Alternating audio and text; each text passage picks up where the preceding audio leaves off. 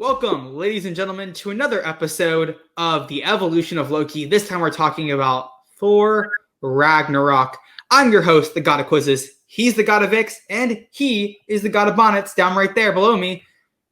Guys, Thor Ragnarok. I love this movie. What do you guys think?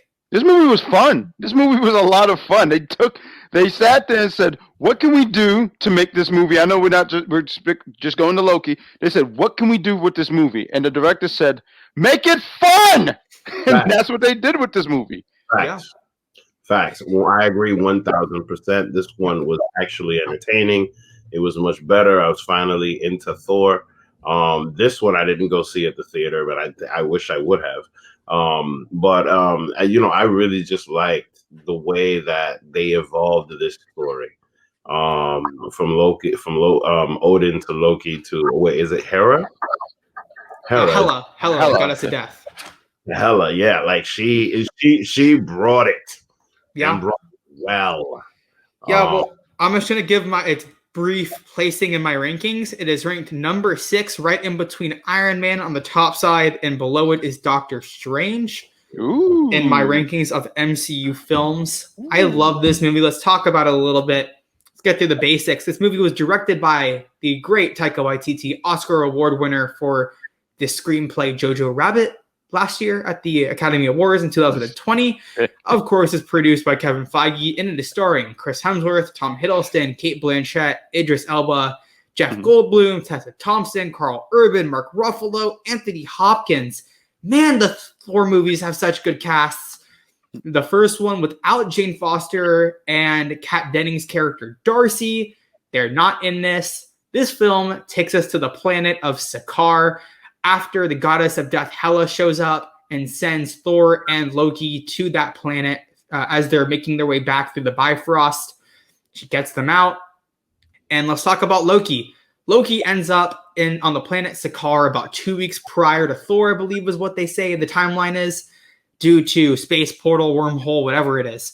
And when Loki is there, he comes into the favor of the Grand Master, played by the fantastic Jeff Goldblum. Grand Master in the comics, I believe, is the cousin or the brother of the Collector, played by Benicio del Toro in Guardians of the Galaxy, as well as a few other films. Showed up at the end of Thor the Dark World, so a little bit of a connection between those two movies.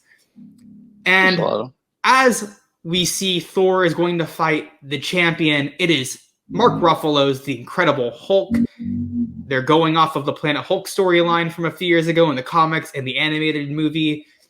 And then we have a whole story where Loki is going to try to help Thor escape and try to help them escape, but he tries to play a little trick on him. Thor knows what's going to happen. He places a little zapper on him, zaps him, and then Loki is still going to leave with Korg, Meek, the rest of the guys for the little revolution, and he ends up going to Asgard, where Thor is going to help Hela to make sure that she does not cause Ragnarok and destroy all of Asgard. And Loki shows up to save the day. At the end of the film, Loki is with the new Asgard on that ship as Korg gives his fantastic dialogue about Asgard being a place, not a people. Or someone says that. I don't know. The foundation is still there until it's no longer there. Oh, my goodness. But Loki's a good guy at the end of this movie. So, guys, I've talked a lot about the grand overall story of this film. Let's get into this. God of Bonnets. How'd you feel about Loki's evolution throughout this movie? Oh, man. How do I feel about him in this movie, his evolution in this movie? Once again, he was a screen stealer. He just stole the movie from me. I mean, it's now cliche. I've been saying this for the last, 2-3 episodes, but just stole every scene. I enjoyed his presence in it, and his presence. One of the things I really enjoyed the most, I think for me the most, was the how do you word this? Like the relationship him and Thor was building in this movie. Yeah. Like the spots where, like you said, Thor knew, like, oh yeah, you're gonna betray me and stuff. And he even says, like, maybe it's best we go our own separate ways. You do this and that. We'll never have that relationship that I thought we would have.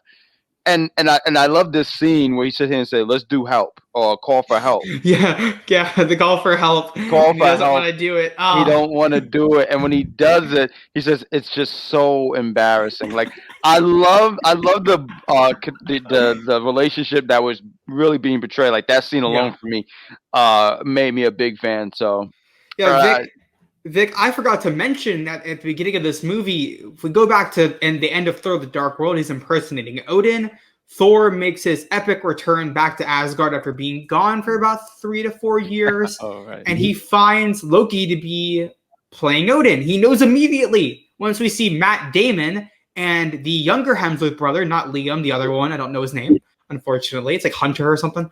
But they're doing their little play, and he knows that it's not Odin. He knows it's Loki. He holds the hammer right out in front of him, holds Odin's face right out, and Loki yields, and we all find out that it's Loki. How did you feel about this opening scene? And did you like how they ended up doing this story with the ultimate finish of the story that we had been waiting for 4 years to find out what was going to happen when Thor found out that it was going to be Loki playing Odin? Well, I mean, clearly they got right to it. Yeah. I mean, as far as the reveal goes, they got right to it, and then they just used that to kind of build up the relationship with those two. So it's kind of like Thor and Hera pretty much forced the face turn. You know what I mean? Because Loki pretty much had what he wanted. He was the king, and he was basically the guy in Odin's spot. And then, even though nobody knew about it, you know what I mean? That's kind of like a shallow victory. Therefore, you're not pretty much going to go very far. So I'm sure that he had time to reflect. As far as the storyline goes, and then as soon as Thor came back and outed him, now he's just a little bit more calm. So like, and then mind you, the whole situation with his sister as well. So like his adopted sister. Yeah. But so like, you definitely see a really nice face turn, which was totally unexpected, especially after everything that happened in the previous movies. You know what I mean? Because the guy was terrible. But yeah. This was good. It was just nice. It was captivating because of everything that happened prior to this. Yeah, Loki is absolutely BA at the end of this movie, kicking serious butt of everybody with those double knives.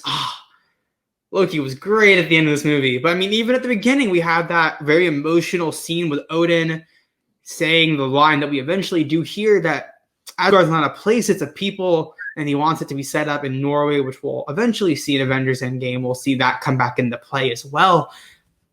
But that scene that they set up at the beginning, that Loki does truly love his adoptive father, Odin, and he does have an emotional connection with him. And that was his true heart, that even though he does end up taking the spot from Odin at the end, he's not going to kill Odin like he probably would have done back in Thor 1. Now he's going to go put him in a nice little retirement home in New York City that eventually gets destroyed. And Doctor Strange has to save him. That's a really good. That aside. No, I was going to say that was a really good point, because you mentioned something like, you asked earlier, like, how do you feel about him? Is he a good guy? I still say the anti-hero thing, but if he really, because he still did some slimy stuff here, but he doesn't kill Odin, and that's a really good point. That's something I didn't even think of. That's why I was like, that's really hitting it on the head right there. That was a good point. Odin kind of saved his life.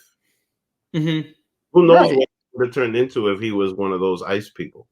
You're absolutely right, but still, Loki's still, and it goes from what you said earlier, jealousy. I mean, he still does slimy. Slimy is slimy, right? Slimy is slimy. Slimy is slimy. Yeah. So the one other thing I wanted to mention real quickly is that towards the end of the movie, as Loki goes to throw the crown into the fire, the eternal flame, to cause Ragnarok, Loki walks right by the Tesseract and gives a little look at it. So we'll see a little bit more of that next week in Infinity War. That's your little teaser for next week. Little teaser right there. But let's give our quick little placements as we always do. I'm going to place Loki this week as leaning hero, not fully there yet. So I'm going to say, where I would categorize him kind of in the level of the Winter Soldier in Civil War. Kind of that equal level of, he's a good guy, but can be a bad guy at the same time. Like, he has his little dirty edges. Got a Vix. Where do you place him this week? Let's see. I place him as a person that's starting to forgive. And also see his fault. So, like, I mean, he's still a tweener. Definitely still a tweener. but leaning more towards good guy. Got a bonnets. He said good guys. That disgusts me because I'm the bad guy. But I have to sit here and say he's still anti because once again, slimy is slimy. He still did. I mean, look, he never kills his father. I sit here and go, well, I commend him for that. But he still sent him to New York just to say, look, I'm gonna take over here. And being in New York is not bad. So people watching this because they try to make it like, oh, well, he sent him to New York like that's hell or something like that, and it's not. He tried to give him a New York hot dog, but you know, he still did. He still. It goes back to what you guys said. If he saw an opening, he was going for it. It's almost like the opening of Aladdin. He would steal stuff. So he's still an anti-hero to me. Yep. Well, that is Thor Ragnarok, the fourth installment in this series. We have 2 more weeks until the start of Loki. Woo! We're so close. Yeah. Thank you guys for joining us on this review of the evolution of Loki. We'll see you guys next week when we're going to discuss Avengers Infinity War. Goodbye. And beyond!